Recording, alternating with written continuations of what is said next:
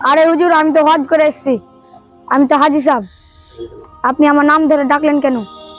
হজ করে আসলে যে আল হাজ বলতে হয়, আপনি কি তা জানেন না? আপনি আমাকে একটি ব্যবস্থা করে দিন।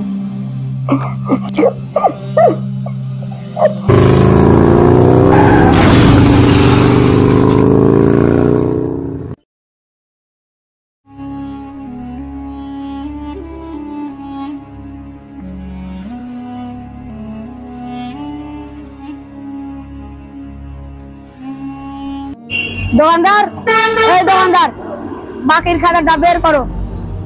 হাজি সাহেব, মনে হয় হজ করার বরকতে গত বছরের বাকি টাকা এবার পরিশোধ করবে।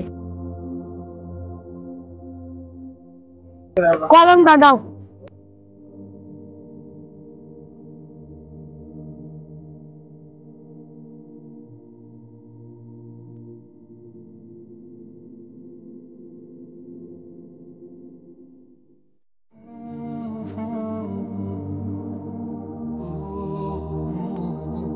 হাজি সাহেব যে নামের আগে আলহাজ লাগালো, কিন্তু সে আমার 1 বছরের বাকি টাকা এখনো পরিশোধ করলো না, সেটা কি ঠিক করলো?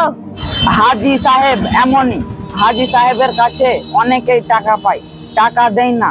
নামে হাজি, কামে না, লোক দেখানোর জন্য হজ করেছে। ইয়া রব্বুল আলামিন, আপনি তো সবই জানেন। আমার হজ করার খুব ইচ্ছে ছিল। একদিন হজ করব, অনেক কষ্ট করে কিছু টাকা জমাইছিলাম, কিন্তু হজ করতে তো মেলা টাকা লাগে। ইয়া রব্বুল কারিম, আপনি আমাকে একটি ব্যবস্থা করে দিন। আপনি আমাকে একটি ব্যবস্থা করে দিন।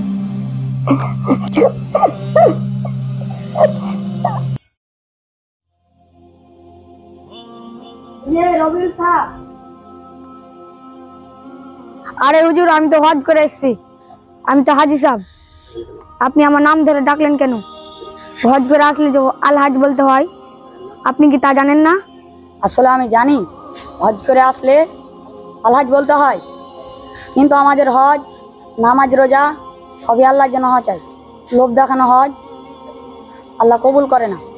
আর আপনি মানুষের পাওনা হক না দিয়ে হজ করতে গেছেন, অথচ আল্লাহ তাআলা নিজের হক মাফ করলেও বান্দার হক মাফ করে না।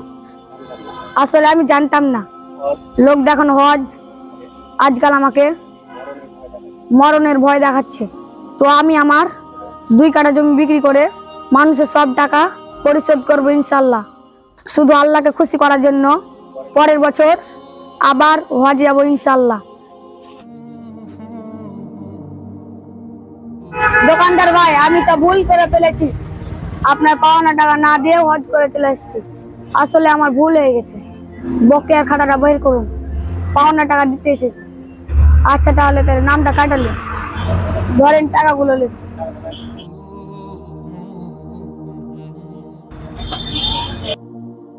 থাকুন তাহলে, আসি। চাইলে 1 কাপ চা খেয়ে যান। আজ আর চা খাবো না, ইনশাল্লাহ একদিন খাবো।